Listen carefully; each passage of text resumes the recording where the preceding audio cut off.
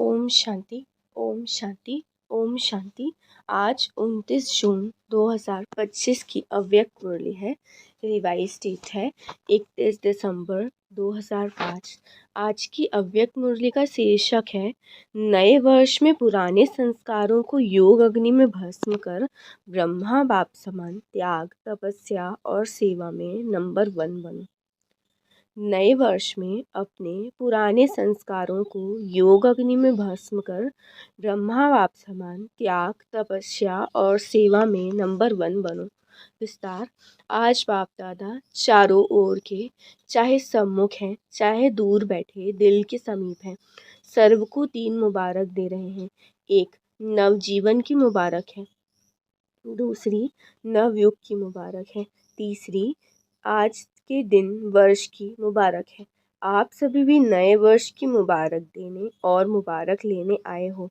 वास्तव में सच्ची दिल की खुशी की मुबारकें आप ब्राह्मण आत्माएं लेते भी हो, देते भी हो। आज के दिन का महत्व है, विदाई भी है और बधाई भी है। विदाई और बधाई का संगम युग है। आज के दिन को कहेंगे संगम युग का दिन। संगम युग की महिमा बहुत बड़ी है। आप सभी जानते हो कि संगम युग की महिमा के कारण आजकल पुराने और नए वर्ष के संगम को कितना धूमधाम से मनाते हैं। इनकी महिमा के कारण ही इस पुराने नए वर्ष के संगम की महिमा है। जहाँ 2 नदियाँ मिलती हैं उनकी भी महिमा है, वहाँ नदी सागर मिलते हैं उनकी भी महिमा है। लेकिन सबसे बड़ी महिमा इस संगम युग की, पुरुषोत्तम युग की है, जहाँ आप ब्राह्मण भाग्यवान आत्माएं बैठे हो। ये नशा है ना। अगर आपसे कोई पूछे आप किस समय पे हो, क्या कलयुग में रहते हो या सतयुग में रहते हो, तो क्या फलक से कहेंगे हम इस समय पुरुषोत्तम संगम युग में रहते हैं। आप कलयुगी नहीं हो, संगम युगी हो। और इस संगम युग की विशेष महिमा क्यों है?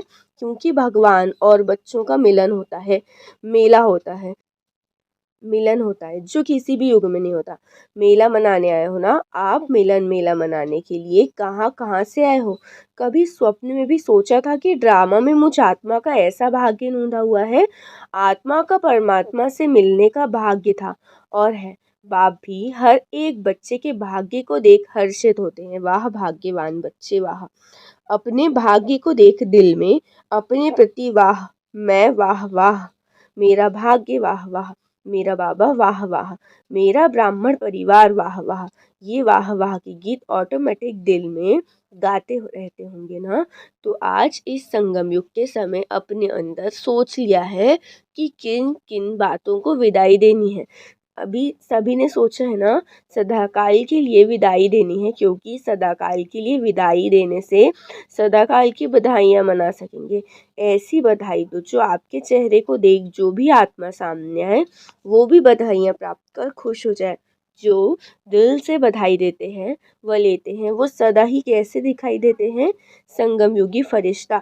सभी का यही पुरुषार्थ है ना कि ब्राह्मण सो फरिश्ता और फरिश्ता सो देवता। क्योंकि बाप को सब प्रकार के संकल्प व जो भी कुछ प्रवृत्ति का कर्म का बोझ है वो दे दिया ना।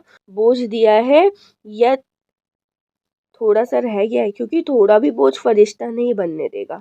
और जब बाप बच्चों का बोझ लेने के लिए आए हैं तो बोझ देना मुश्किल है क्या? यह सहज है। जो समझते हैं बोझ दे दिया वो हाथ उठाओ। दे दिया है, देखना सोच के हाथ उठाना। बोझ दे दिया है, अच्छा दे दिया है तो बहुत मुबारक हो। और जिन्होंने नहीं दिया है वो किस लिए रखा है? बोझ से प्रीत है क्या? बोझ अच्छा लगता है? देखो बाबा हर बच्चे को क्या कहते हैं, तो बोझ लेने के लिए बाबा आए हैं। तो फिर क्यों रख लिया है? क्या बोझ अच्छा लगता है? सबसे सूक्ष्म बोझ है पुराने संस्कार का। बाबा ने हर बच्चे को इस वर्ष का, क्योंकि वर्ष पूरा हो रहा है ना, तो इस वर्ष का चार्ट देखा। आप सबने भी अपना अपना वर्ष का चार्ट चेक किया होगा। तो बाप दादा ने देखा कि कई बच्चों को इस पुराने संसार की आकर्षण कम हुई है, पुराने संबंध की भी आकर्षण कम हुई है। लेकिन पुराने संस्कार उसका बोझ मेजॉरिटी में रहा हुआ है, किसी न किसी रूप में, चाहे मनसा अशुद्ध संकल्प नहीं, लेकिन व्यर्थ संकल्प का संस्कार अभी भी परसेंट में दिखाई देता है, वाचा में भी दिखाई देता है, संबंध संपर्क में भी कोई ना कोई संस्कार अभी भी दिखाई देता है।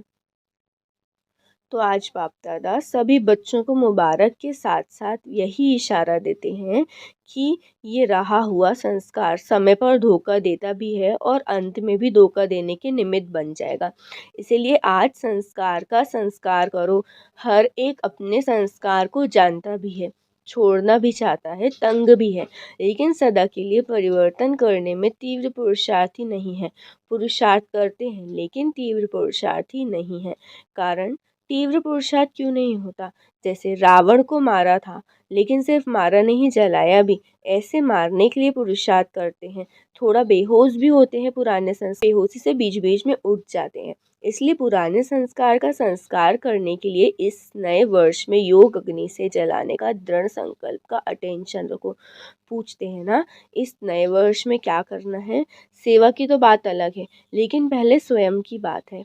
योग लगाते हो। बाप दादा बच्चों को योग में अभ्यास करते हुए देखते हैं। अमृत वेले भी बहुत पुरुषार्थ करते हैं, लेकिन योग तपस्या तप के रूप में नहीं करते हैं। प्यार से याद ज़रूर करते हैं, रूह रिहान भी बहुत करते हैं, शक्ति भी लेने का अभ्यास करते हैं, लेकिन याद को इतना पावरफुल नहीं बनाया है। जो संकल्प करो विदाई तो विदाई हो जाए। योग को अग्नि के रूप में कार्य में नहीं लगाते, इसलिए योग को पावरफुल बनाओ। एकाग्रता की शक्ति विशेष संस्कार भस्म करने में आवश्यक है। जिस स्वरूप में एकाग्र होना चाहो, जितना समय चाहो, ऐसी एकाग्रता संकल्प किया और भस्म। इसको कहा जाता है योग अग्नि। नाम निशान समाप्त। मारने में फिर भी लाश रहता है, भस्म होने के बाद नाम निशान खत्म। इस वर्ष योग को पावरफुल स्टेज में लाओ। जिस स्वरूप में रहने चाहो, मास्टर सर्वशक्तिवान। इस वर्ष योग को पावरफुल स्टेज में लाओ। जिस स्वरूप में रहने चाहो, मास्टर सर्वशक्तिवान। ऑर्डर करो, समाप्त करने की शक्ति आपके ऑर्डर से नहीं माने, ये हो ही नहीं सकता।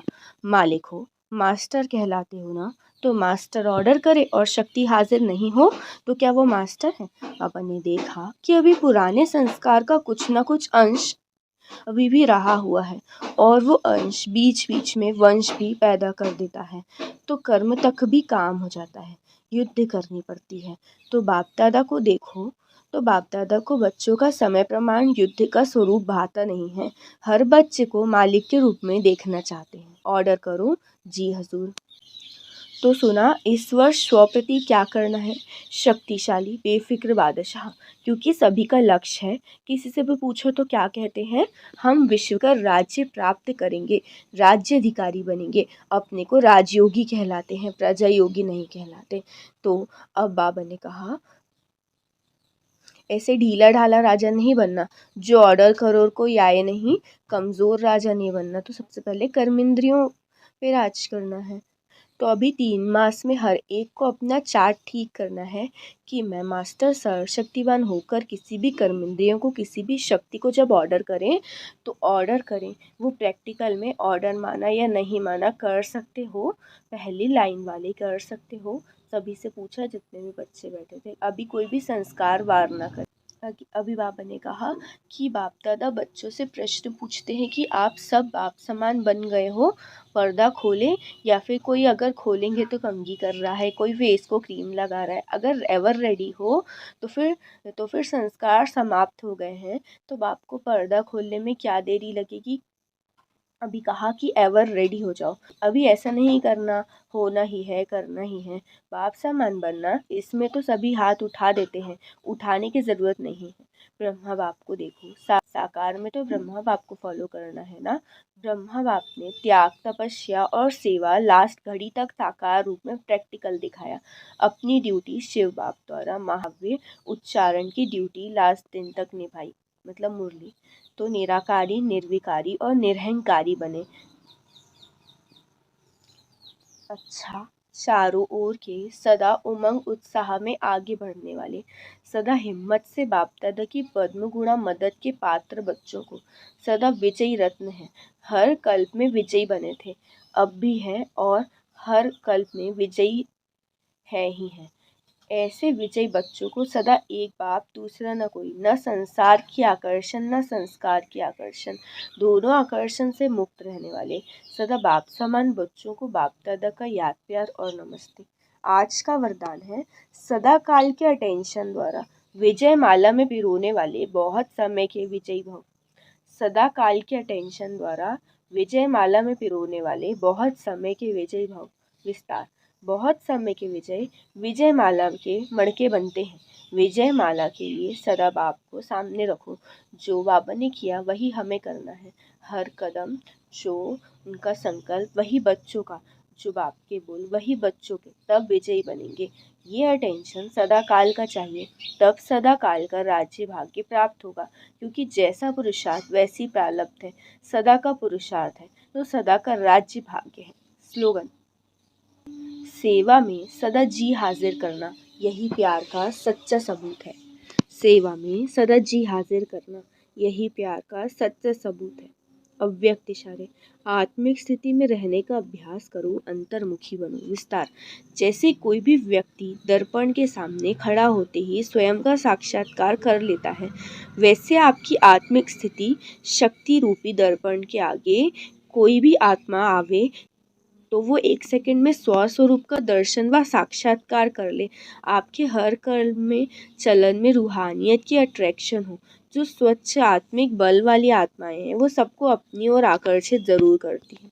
अच्छा, ओम शांति, ओम शांति, ओम शांति।